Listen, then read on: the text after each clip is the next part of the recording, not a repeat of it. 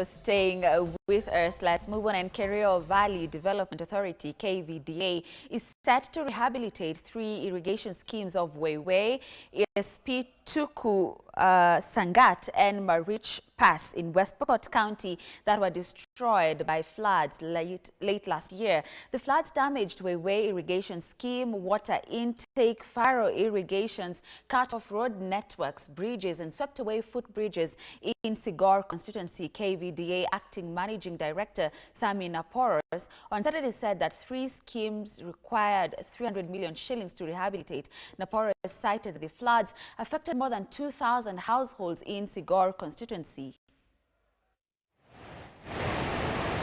Ilipotokea mambo hayo ya kuharibu mambo ya mto, hakika ikao ni matisho, ilitutisha maisha ya kila mmoja.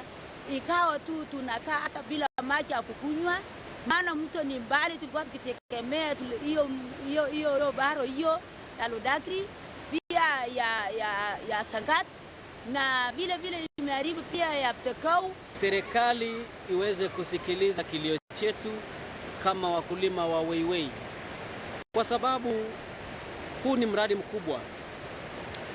Wakulima wanategemea hapa ndio kitovu cha uhai, na mradi wenyewe wote unasaidia katika masuala ya kukidhi usalama wa chakula katika eneo hili, kwa sababu sasa mimea imeanza kukauka, na ndipo sasa tumeleta serikali hapa, na pamoja na hizi viongozi tumekuja hapa kwa pamoja ili tuone ni kitu gani tutafanya kwa haraka ili tuweze kusaidia watu wetu mimea yao isikauke na wasipate hasara na wasikumbwe na bala njaa katika karibu miezi 1-2 ambayo inakuja.